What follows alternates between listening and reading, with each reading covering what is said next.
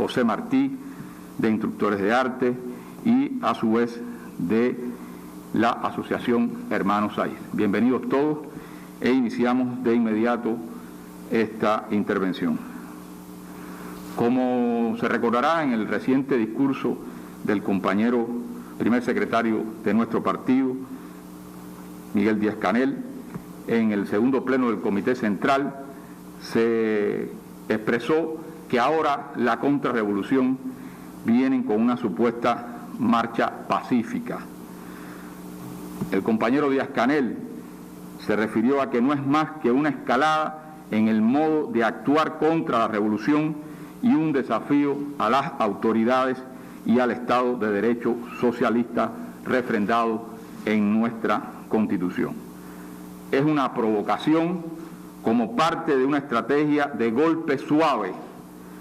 Sus propósitos coinciden con las principales líneas de ataque, calumnias, mentiras y amenazas utilizadas por quienes, financiados por el gobierno de los Estados Unidos, se oponen al sistema político cubano e intentan desestabilizarlo y pretenden restaurar el capitalismo. El compañero Díaz-Canel, además, afirmó que no vamos a legitimar el accionar imperialista en la política interna ni dar cauce a los deseos de restauración neocolonial que han acumulado algunos y que se refuerzan en situación de crisis. No es un acto de civismo, es un acto de subordinación a la hegemonía yanqui. Hasta aquí las palabras de nuestro primer secretario en el reciente segundo pleno del Comité Central. Como se ha estado informando, entre el 20 y el 27 de septiembre, un reducido grupo de ciudadanos entregaron en las sedes de los gobiernos municipales o provinciales de 8 provincias del país textos similares donde anunciaban la decisión de celebrar una marcha supuestamente pacífica.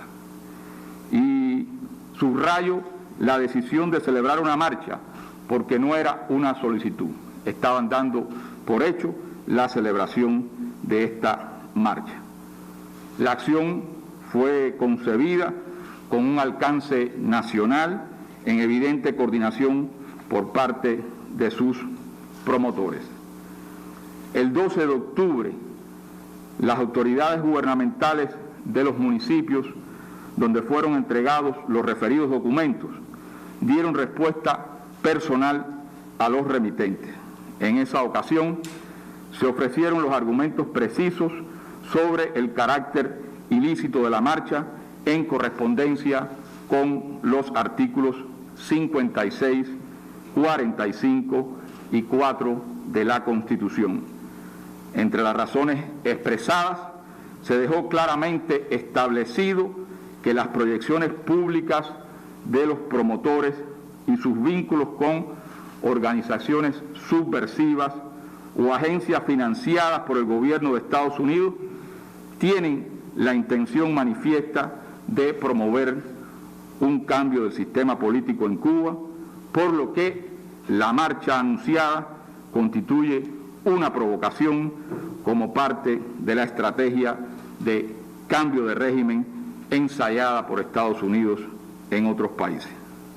Se recordó también entonces que apenas anunciada la marcha recibió el apoyo público de legisladores estadounidenses, de operadores políticos y medios de comunicación que alientan acciones contra el pueblo cubano, intentan desestabilizar el país e instan a la intervención militar. Es algo recurrente, permanente, la manera en que estos medios y estos operadores políticos desde Estados Unidos instan a la intervención militar en nuestro país. Y por supuesto, en esa ocasión se recordaron estos artículos esenciales de nuestra Constitución, en particular el 56, que refiere los derechos de reunión, manifestación y asociación con fines lícitos y pacíficos, se reconocen por el Estado siempre que se ejerzan con respeto al orden público y el acatamiento a las preceptivas establecidas en la ley. Y el artículo 45, que recuerda que el ejercicio de los derechos de las personas solo está limitado por los derechos de los demás, la seguridad colectiva, el bienestar general, el respeto al orden público, a la Constitución y a las leyes. Y por supuesto también el artículo 4, donde se establece que el sistema socialista que refrenda esta Constitución es irrevocable. Desde sus inicios era evidente que se trataba de un plan desestabilizador orquestado desde el exterior a través de operadores políticos internos con intenciones violentas. Ante el desafío mostrado por los promotores de la provocación en su pretensión de hacer caso omiso a la negativa de las autoridades, el 21 de octubre la Fiscalía General de la República, en sus sedes de varias provincias, inició un proceso de apercibimiento a estos ciudadanos, manifestándoles que de incumplir la decisión de las autoridades incurrirían en los delitos de desobediencia, manifestaciones ilícitas, instigación a delinquir u otros previstos y sancionados en la legislación penal vigente. Recordemos cuáles son los artículos del Código Penal a que se refirieron en las sedes de nuestras fiscalías en el momento del apercibimiento. El artículo 147.1 sobre desobediencia, el artículo 201.1 sobre desórdenes públicos, también el artículo 202.1 instigación a delinquir y el 209.1 manifestaciones ilícitas. En todos los casos, el Código Penal establece las sanciones relacionadas con el incumplimiento, la violación de estos artículos. La actuación de la Fiscalía General de la República se sustentó en el artículo 156 de la Constitución, que atribuye a este órgano la misión de velar por el estricto cumplimiento de la Carta Magna, las leyes y demás disposiciones legales por parte de los ciudadanos. Y también se sustenta en la Ley 83 de 1997, Ley de la Fiscalía General de la República, en su artículo 7, que establece entre los objetivos de ese órgano de justicia preservar los derechos e intereses legítimos de los órganos, instituciones y dependencias estatales, contribuir a la prevención del delito y otras conductas antisociales, al fortalecimiento de la disciplina social y a la educación de los ciudadanos en la observancia consciente de las normas jurídicas. Es evidente que estamos ante la presencia de un nuevo capítulo de la guerra no convencional, del golpe suave o del manual de lucha no violenta que Estados Unidos ha ejecutado durante la época contemporánea en varios países: Yugoslavia, Libia, Siria, Ucrania, Nicaragua, Venezuela. Son solo algunos de los ejemplos donde estas acciones de la guerra no convencional se han llevado adelante. Hay suficiente información doctrinal sobre la manera en que Estados Unidos ha llevado adelante estas acciones de guerra no convencional. Según la circular 1801, TC 1801, uno de los principales documentos doctrinarios de las Fuerzas de Operaciones Especiales del Ejército de Estados Unidos sobre la guerra no convencional, que data del 2010, se trata de aprovechar las posibles vulnerabilidades del gobierno a derrocar distanciarlo de la población, desplazar a la porción de la ciudadanía que actúa de manera neutral hacia posiciones en su contra, explotar estos elementos a través de la subversión y, cuando ésta no conduzca a los resultados estratégicos deseados, recurrir al conflicto armado a través del fomento de la insurgencia.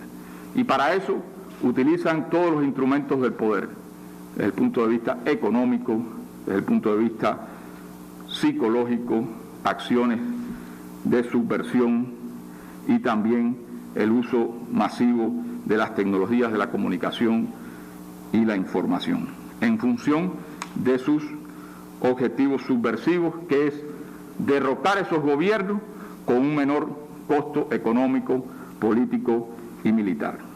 Hay numerosos ejemplos, pero puedo referir el que personalmente tuve la oportunidad de conocer durante algunos años, debido a mi presencia como funcionario diplomático en Venezuela.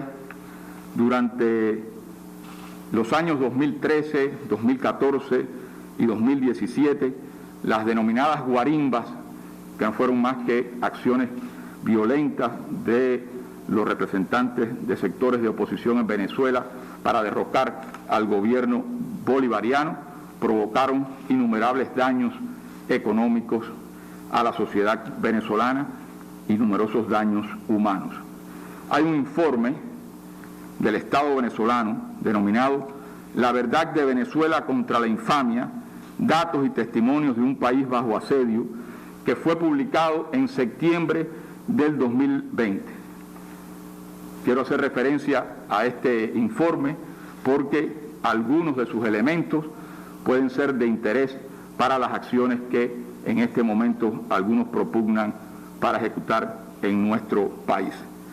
En este informe se plantea que el total de fallecidos por las protestas violentas originadas en febrero del 2014 alcanzó el número de 43 personas. En las protestas de abril a junio del 2017, el Ministerio Público registró 121 personas fallecidas y 1.958 lesionadas. Sin embargo, en relación con las protestas del 2014, el entonces secretario de Estado de Estados Unidos, John Kerry, emitió un comunicado en el que afirmaba, fíjense, que las manifestaciones eran pacíficas y acusó al gobierno venezolano de enfrentar a manifestantes pacíficos con la fuerza. Un examen pormenorizado, dice el informe, de los hechos ocurridos revela que la mayoría de las manifestaciones convocadas y promovidas por dirigentes de oposición entre abril y junio del 2017 se realizaron quebrantando la legislación nacional e internacional vigente, y que tales manifestaciones devinieron en acciones de violencia extremista caracterizadas por el uso de armas de fuego, bombas molotov, morteros y armas de fabricación casera, colocación de barricadas y trampas mortales en las vías públicas, daños a instituciones, escuelas, centros de salud y asedio contra instalaciones militares y policiales. Y fíjense esta otra revelación de este informe. Se registraron 3 prácticas inéditas en la historia reciente del país. 1. Incendiar vivas a personas señaladas como partidarias o seguidoras del gobierno nacional. Utilización de niños, niñas y adolescentes para preparar bombas incendiarias, custodiar barricadas y agredir a los cuerpos de seguridad. Y además, la combinación de altos niveles de violencia con símbolos religiosos y patrióticos. El informe, en uno de sus fragmentos, reconocía que constituye un motivo de especial preocupación la insistencia de presentar ante los medios de comunicación a las denominadas guarimbas como manifestaciones pacíficas.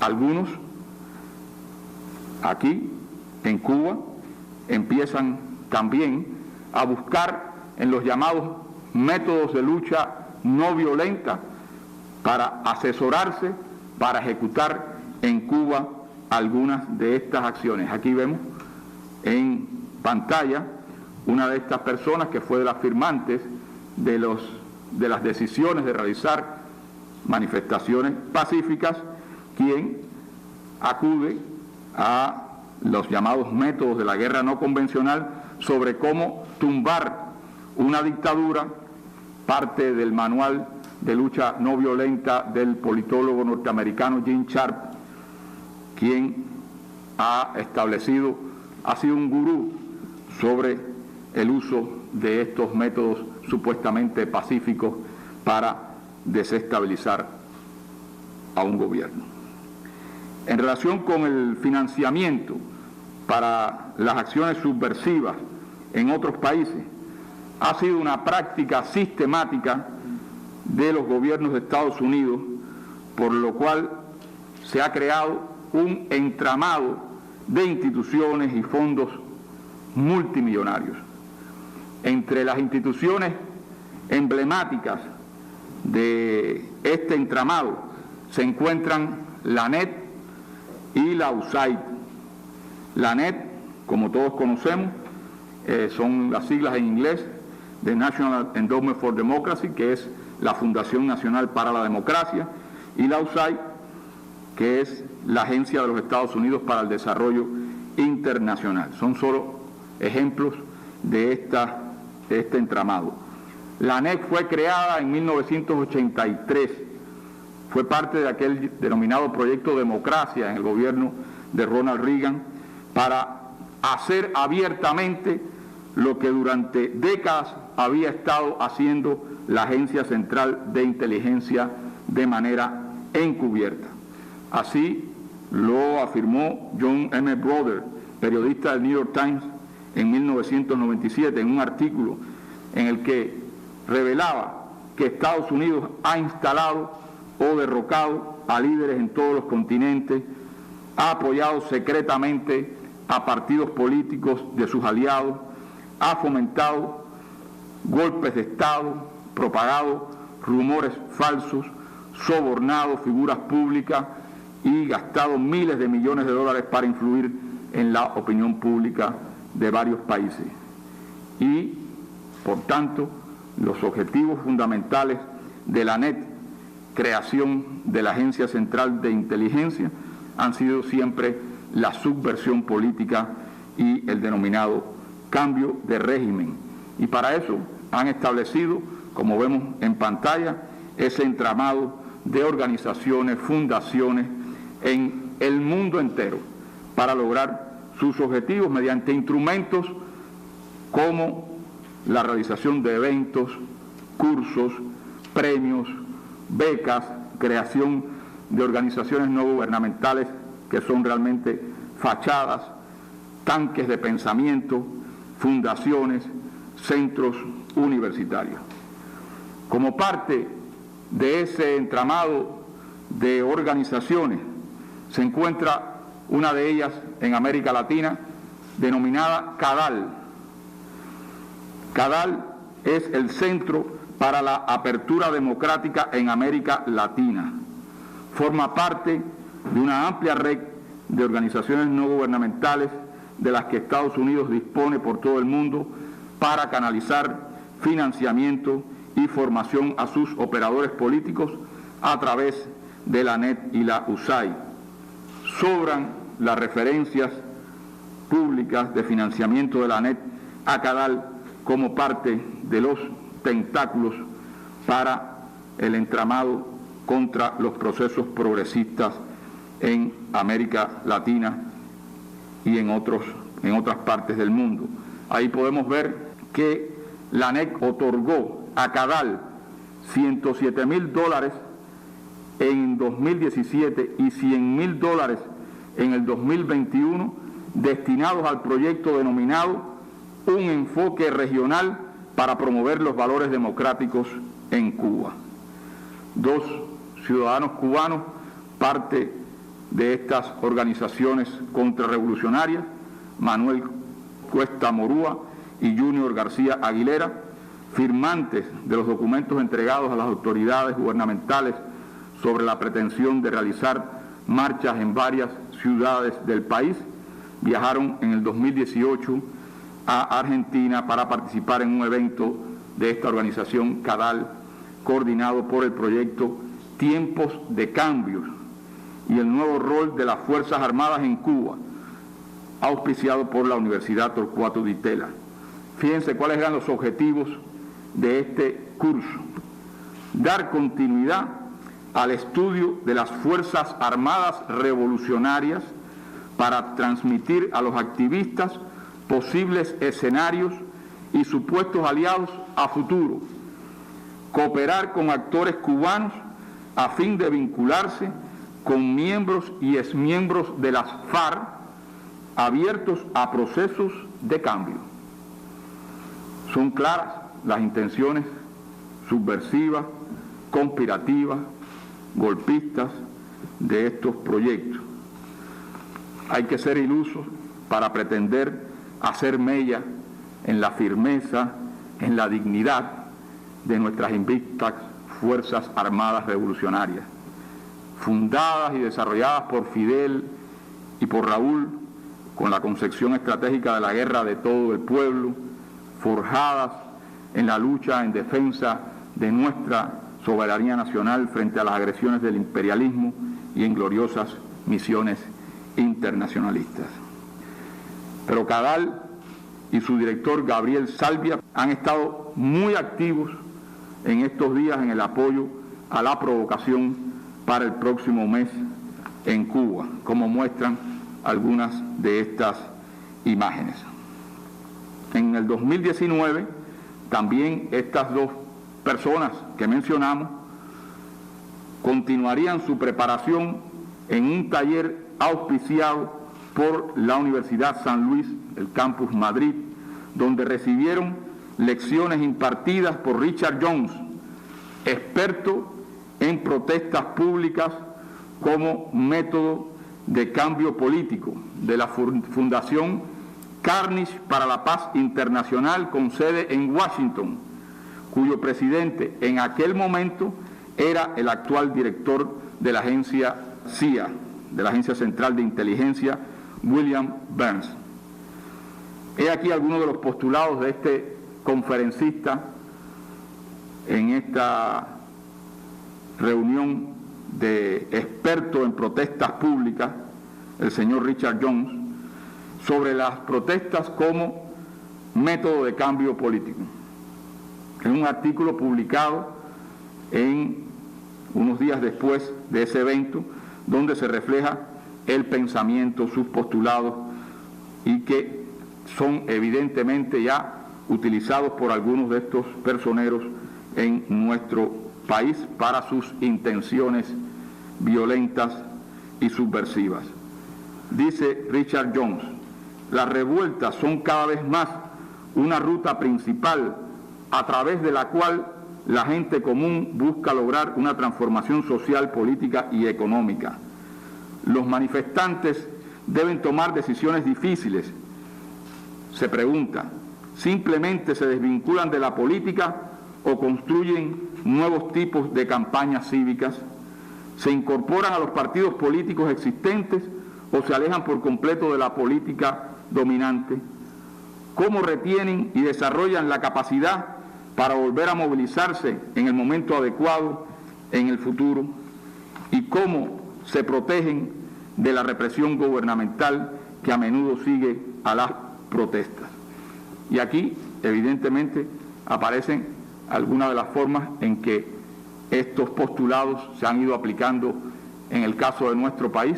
Nuevos tipos de campañas cívicas, bueno, hablan de supuestos presos políticos, de violencia, de diálogo. Cuando se habla de conformación de organizaciones, algunas de ellas las hemos visto por estos días que han sido creadas. Además, la creación de condiciones para generar nuevas movilizaciones y cada vez nuevas fechas en relación a estas movilizaciones. Y, por otra parte, acciones para evadir el enfrentamiento policial. Ya hemos visto la manera en que están recibiendo consejos para realizar impunemente sus acciones e impedir que los cuerpos policiales preserven la tranquilidad y la paz en el país.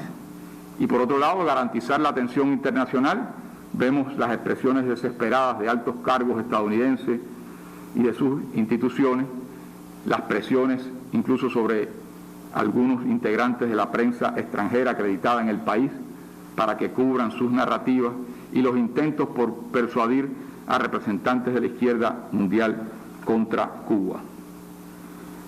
En relación con este financiamiento de proyectos subversivos, hay que destacar que recientemente el sitio Cuba Money Project acaba de revelar que la Agencia de Estados Unidos para el Desarrollo Internacional otorgó a fines de septiembre la cifra de $6.669.000 para proyectos subversivos en Cuba, de un total de 18 millones que puede destinar hasta 2023 para estos proyectos. Entre los principales beneficiarios están una organización con base en Estados Unidos, en la Florida, denominada Directorio Democrático Cubano, dirigida por Orlando Gutiérrez Boronat, a la cual le han entregado la cifra de $617.500. Después vamos a hablar sobre este personaje. Y también aparecen en ese listado los medios creados para la campaña mediática contra Cuba, entre ellos ADN Digital, que recibió $2.031.260, y Cubanet, que recibió $788.003. Pero si vamos a sacar cuentas, son más de 70 millones de dólares para la subversión que de manera pública se destinaron durante la administración Trump contra Cuba. A la cuantiosa cifra habría que añadir los más de 100 millones de dólares que recibió en ese periodo la Oficina de Transmisiones para Cuba, que dirige las mal llamadas Radio y Televisión Martí, medios dedicados a promover la subversión contra Cuba desde las ondas radiales y televisivas y ahora también en el espacio público digital.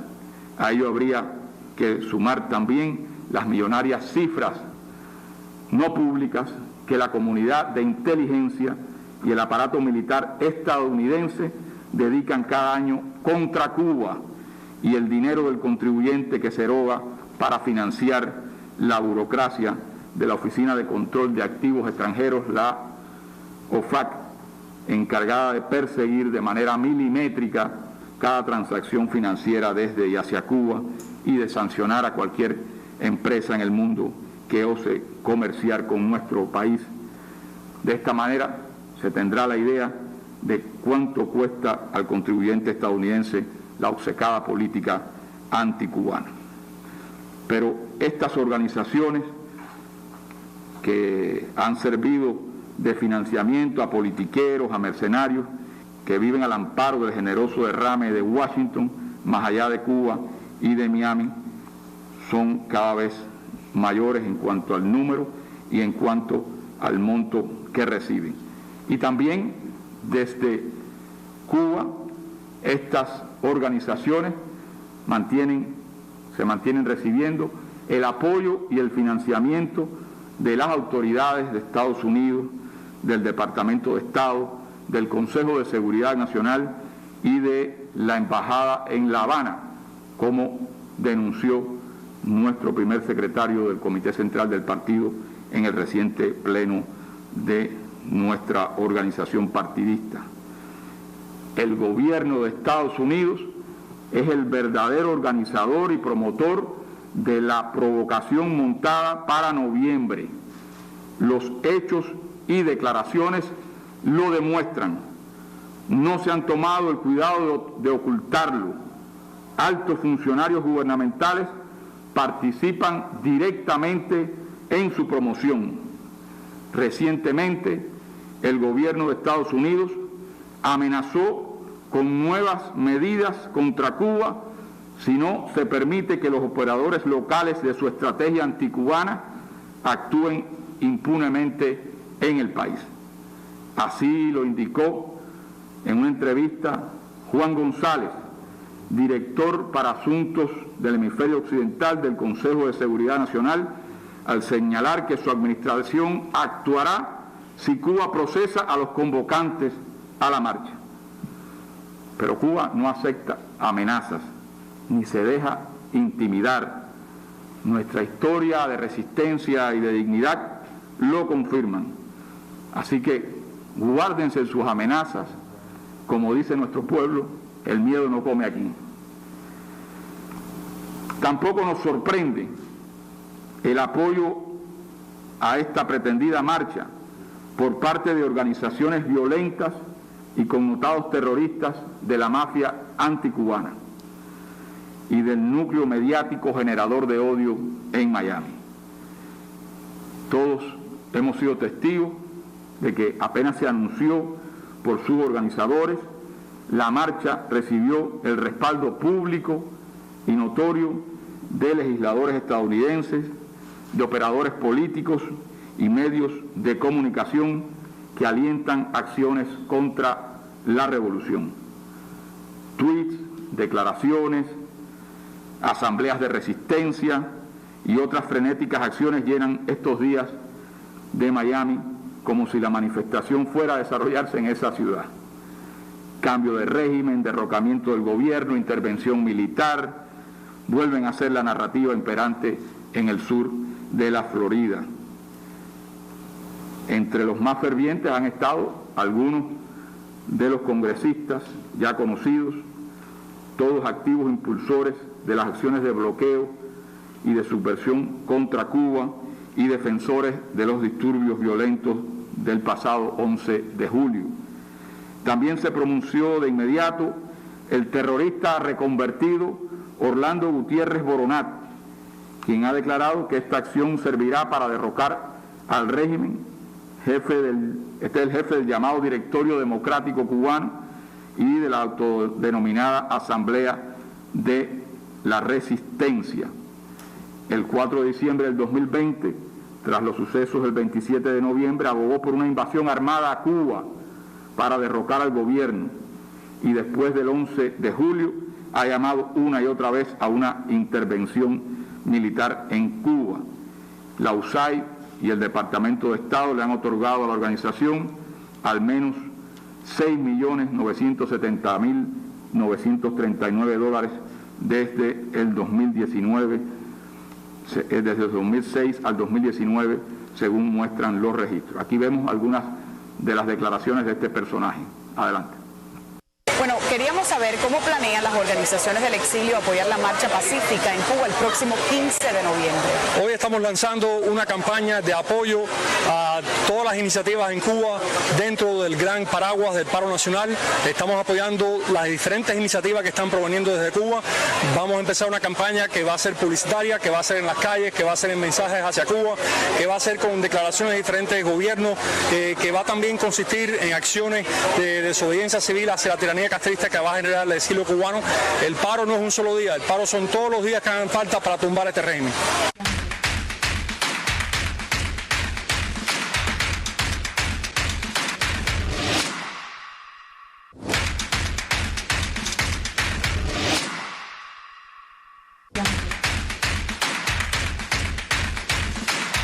El próximo paso lógico del 11 de julio, el paro nacional. Paralizar el país para que caiga la dictadura. Tremenda labor que están llevando a cabo el senador Marco Rubio, el senador Rick Scott y el congresista Mario Díaz Valar por la liberación de Cuba. Estamos pidiendo una intervención internacional encabezada militarmente por los Estados Unidos. Este personaje coincide en algunas plataformas para la restauración capitalista en Cuba que tienen cierto perfil académico con uno de los promotores de la marcha supuestamente pacífica. Ahí lo podemos ver en pantalla. Otro de los entusiastas de la marcha es la Fundación Nacional Cubano-Americana, punta de lanza de las políticas anticubanas desde la década de los 80 y organizadora de numerosos actos terroristas contra Cuba y de varios intentos de atentados contra el comandante en jefe Fidel Castro Ruz.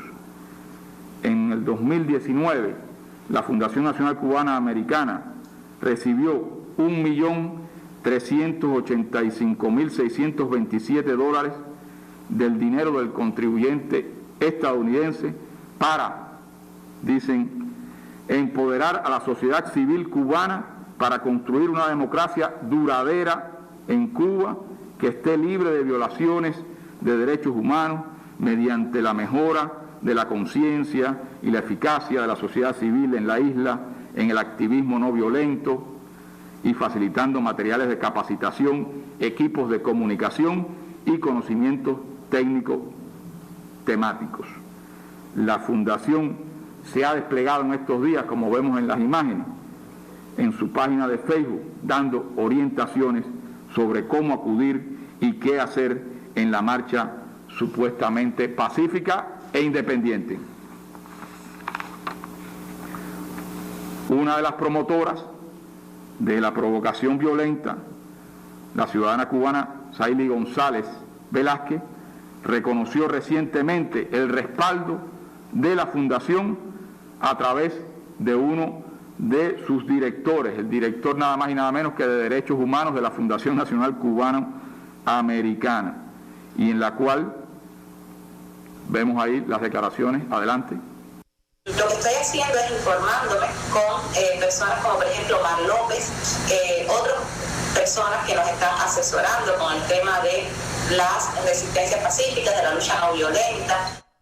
Bueno, Omar López Montenegro, a quien ella hace alusión, es uno de los personeros de esta organización con ese amplio e importante actividad terrorista contra nuestro país. También cuentan los pretendidos marchantes con el aliento decidido de la recua mercenaria de la Brigada 2506, cuyo presidente de turno declaró en Miami que con estos pasos se fomentará una explosión dentro de Cuba para que de nuevo nuestros hermanos tomen las calles y esto nos lleve al derrumbe de un régimen. Ahí vemos algunas de los llamados a tumbar la revolución mediante otros de los operadores políticos externos que llaman a la violencia y al caos y al vandalismo. Otro que se apunta entre los impulsores de la provocación es el terrorista Ramón Saúl Sánchez, cuyo historial violento es tal que ni siquiera ha podido recibir el asilo oficial en Estados Unidos, aunque nunca ha dejado de contar con la protección de sus autoridades. Se ha vinculado a una decena de organizaciones terroristas desde que tenía 16 años, entre ellas la Organización para la Liberación de Cuba, Omega 7, el CORU, Coordinación de Organizaciones Revolucionarias Unidas, Alfa 66, Frente Nacional de Liberación de Cuba, Jóvenes de la Estrella y Movimiento Democracia. Con Alfa 66 participó en más de 20 actos terroristas, principalmente contra embarcaciones y misiones diplomáticas cubanas. Fue segundo jefe del CORU, organización que realizó más de 90 ataques terroristas contra instalaciones cubanas en varios países, incluso dentro de los propios Estados Unidos, siendo la más connotada la voladura del avión de Cubana de Aviación sobre Barbados, donde murieron 73 personas inocentes. Documentos fechados entre el 79 y el 82 vinculan a Ramón Saúl con el atentado a la sección de intereses de Cuba en Washington y los reiterados intentos de asesinar al entonces embajador cubano en la ONU, Raúl Roa Courí. El llamado Movimiento Democracia, que dirige ahora, ha sido promotor de las llamadas flotillas que en numerosas ocasiones han violado las aguas territoriales de Cuba. A continuación revelamos una prueba contundente de sus vínculos con uno de los principales promotores de las provocaciones previstas para noviembre. Junior. Sí. Buenos días, es Ramón Saúl, ¿cómo tú estás? Buenos días, ¿cómo está Ramón? Sí, bueno, no sé si vio el anuncio que hicimos de adelantar para el día 15. Bueno, nosotros, el Movimiento Democracia y el Movimiento Opositores por la Nueva República, estamos el 100% en lo que diga Piedra o lo que tú digas, así que estamos con ustedes. Una pregunta, ¿tú crees que es fructífero o sería contraproducente si lográramos ir frente a las costas de Cuba con las luces de libertad ese día? Es complicado, yo creo que hay que pensárselo mejor. Yo sí creo en el apoyo que necesitamos de todo el exilio, donde quiera que estén. Estamos 100%, te admiramos, mi hermano, con mucho que te admiramos como Autero Alcántara. Nosotros tenemos bastante acceso aquí a los medios, entonces cualquier difusión que tú quieras, enseguida lo lanzas para acá, nosotros lo repartimos, lo difundimos, o cualquier otra cosa que tú pienses que seamos útiles. Me siento orgulloso de poder respaldar lo que están haciendo. La provocación urdida para el 15 de noviembre está condenada al fracaso. Nunca fue auténtica. Su intento de arroparse con alguna legalidad es una manipulación perversa. La Constitución de la República es creación genuina del pueblo. No hay tramoya que pueda escamotearla. Los promotores de la pretendida marcha siguen el libreto yanqui, cumplen sus órdenes, se rodean de violentos y terroristas y sueñan con ejecutar sus acciones desestabilizadoras con impunidad. Con nuestro primer secretario del partido y presidente de la República, proclamamos que aquí hay suficientes revolucionarios para enfrentar con inteligencia, con respeto y en defensa de nuestra Constitución, pero también con energía y valor, cualquier tipo de manifestación que pretenda destruir a la revolución. El 15 de noviembre, Cuba abrirá sus puertas al mundo y abrirá también las escuelas a nuestros niños. Esa explosión de alegría y felicidad, de abrazos hasta ahora contenidos por duros meses de pandemia, es la que los promotores del odio pretenden frustrar. Pero no podrán impedir que las madres cubanas disfruten ese momento sublime de acompañar a sus hijos a las aulas, ni la tierna sonrisa de los maestros con el regreso de sus añorados alumnos. No podrán impedir el triunfo de Cuba frente a la pandemia, gracias a vacunas propias, creadas con el ingenio de científicos formados en revolución, vacunas posibles por el pensamiento y la acción visionaria de Fidel, fundador de una industria biofarmacéutica genuinamente cubana. No podrán impedir el tránsito hacia una nueva normalidad, una normalidad responsable que permitirá abrir paulatinamente nuestra vida económica y social en las próximas semanas. No podrán impedir la proeza de Cuba, de sus profesionales de la salud, de sus trabajadores, de sus jóvenes, de todo un pueblo que en resistencia creativa avanza con optimismo por encima de adversidades colosales. No podrán impedir la victoria de Cuba frente a la subversión y el bloqueo criminal de Estados Unidos, recrudecido de manera oportunista en medio de la pandemia, lo que agiganta nuestra epopeya gloriosa. Con nuestro héroe nacional José Martí, a quien algunos pretenden ultrajar con sus pretensiones neoanexionistas, proclamamos: ¿qué deben hacer los amantes de la patria?, se preguntaba Martí. Predicar revolución. Estamos aquí para impedir que el enemigo acorrale al abanderado o caiga en malas manos la bandera. Aquí somos la vigilancia y el amor, la cordialidad y la centinela, la pasión razonada por el juicio de cuanto lleve con decoro el nombre de cubano. Estas son nuestras razones, las razones de Cuba. Muchas gracias.